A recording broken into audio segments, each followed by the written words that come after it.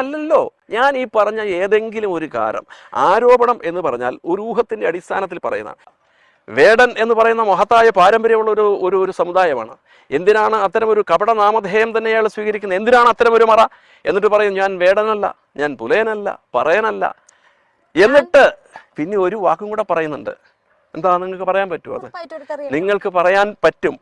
അന്തസ്സുള്ള ചാനലാണെങ്കിൽ അത് മ്യൂട്ട് ചെയ്തേ കൊടുക്കുള്ളൂ. നമ്മുടെ നാടിന് പൊതു പൈതൃകവും സംസ്കാരവും ഒക്കെ ഉണ്ട്. അസഭ്യത്തെ പോലും സബ്ലിമൈസ് ചെയ്യുന്ന ഒരു പുതിയ സംസ്കാരം വരികയാണ് ഇവിടെ. അത് ചെറുത്ത് തോൽപ്പിക്കപ്പെടേണ്ടതാണെന്നാണ് ഞാൻ വിശ്വസിക്കുന്നത്.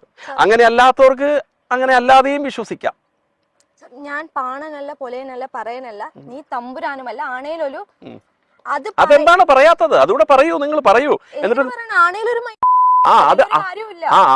അത് നിങ്ങൾക്ക് അന്തസ്സുള്ള ചാനലാണെങ്കിൽ നിങ്ങൾക്ക് അത് മ്യൂട്ട് ചെയ്തേ കൊടുക്കാൻ പറ്റുള്ളൂ. ഇവിടുത്തെ മുഖ്യധാര ചാനലുകളൊന്നും അത് കൊടുക്കുന്നില്ല. ആ പാട്ട് സാറിന് എവിടെയാണ് കൊള്ളുന്നത്? ശരിക്കും ഒരു മലയാളി പറയാവുന്നതിലെ ഒരു കാര്യമാണ് പറയുന്നത്. ഇവിടെ ജാതി മതം ഒന്നുമില്ല, എല്ലാരും മനുഷ്യരാണ്, അതാണ് ഉദ്ദേശിക്കുന്നത്. അപ്പോ ഞാൻ പാണനുമല്ല, പറയനുമല്ല, തമ്പുരാനുമല്ല, പിന്നെ എന്താണ് അയാൾ? മനുഷ്യൻ. അങ്ങനെയാണെങ്കിൽ പിന്നെ ഞാൻ മനുഷ്യനാണെന്ന് ആദ്യം എങ്ങനെ പറഞ്ഞാൽ പോരെ? ഈ ജാതികൾ എന്തിനാ പറഞ്ഞത്? അവിടെയാണ് ഞാൻ പറഞ്ഞത്. നിങ്ങൾ മറന്നു പോകുന്ന ജാതിയെ അയാൾ ഓർമ്മിപ്പിക്കുകയാണ്.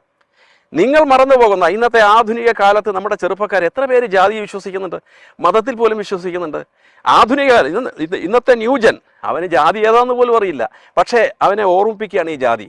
ഈ ജാതി ബോധത്തെ അതിനെ വിഘടനവാദമാക്കി, അതിനെ വിഭജനവാദമാക്കി സമൂഹത്തിൽ അരക്കിട്ടുറപ്പിക്കാൻ ശ്രമിക്കുന്ന പാട്ടുകളാണ് വേടന്റെ. മയക്കുമരുന്നും മദ്യവും ഇവിടെ വ്യാപകമായി ഉപയോഗിച്ചു. ഇവിടുത്തെ ക്രൈം റേറ്റ് കൂടി. ജനങ്ങൾ അസ്വസ്ഥരായപ്പോൾ ഭരണകൂടം തന്നെ വന്നിട്ട് പറഞ്ഞു ഞങ്ങൾ ഇതിനെല്ലാം എതിരെയാകാൻ പോവുകയാണെന്ന് പറഞ്ഞു. അല്ലേ നമ്മുടെ മുഖ്യമന്ത്രി അതല്ലേ പറഞ്ഞേ?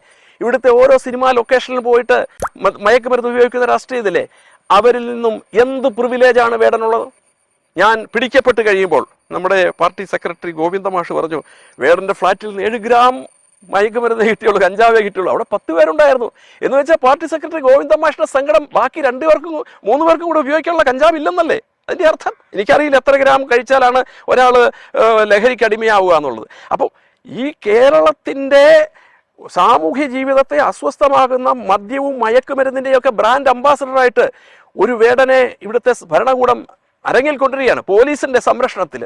RSS പോലുള്ള നിങ്ങളുടെ സംഘടന തന്നെ ഹിന്ദുക്കളെ മുന്നോട്ട് കൊണ്ടുവരാനും താഴ്ന്ന ജാതിക്കാരെ മുന്നോട്ട് കൊണ്ടുവരാനും ശ്രമിക്കുന്നുണ്ട്. പക്ഷെ ഒരാള് സ്വന്തം ഇഷ്ടത്തിന് മുന്നോട്ട് വരുമ്പോൾ, സ്വന്തം കഠിനപ്രജ്ഞ കൊണ്ട് മുന്നോട്ട് വരുമ്പോൾ അത് നിങ്ങൾക്ക് ഇഷ്ടപ്പെടാത്തതാണോ? കാര്യം നിങ്ങൾ തന്നെ താഴ്ന്ന ജാതിക്കാരെ സപ്പോർട്ടും ചെയ്തുകൊണ്ട് ഇങ്ങനെ ഒരാൾ സ്വന്തമായി കടന്നു വന്നപ്പോ അയാൾ അടിച്ചമർത്താനും ശ്രമിക്കുന്നുണ്ട്. ഇതിൽ ആരാണ് അടിച്ചമർത്തിയത്? വേടൻ എന്ന് പറയുന്ന കഥാപാത്രത്തെ RSSകാർ അടിച്ചു അമർത്തിയോ? ഇല്ലല്ലോ.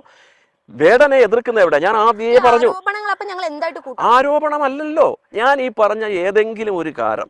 ആരോപണം എന്ന് പറഞ്ഞാൽ ഒരു ഊഹത്തിന്റെ അടിസ്ഥാനത്തിൽ പറയുന്നതാണ്. ഊഹത്തിന്റെ അടിസ്ഥാനത്തിൽ ആരാണ് വേടനെ അറസ്റ്റ് ചെയ്തത്? നിങ്ങൾ പറയൂ. RSS ആണോ അറസ്റ്റ് ചെയ്തത്?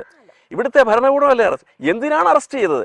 മയക്കുമരുന്ന് കൈവശം വെച്ചു, മയക്കുമരുന്നിന്റെ അടിമയാണ് അയാൾ എന്ന് അയാളുടെ അനുയായികളോടല്ലേ പറഞ്ഞത്? അയാൾ പറയുന്നു ഞാൻ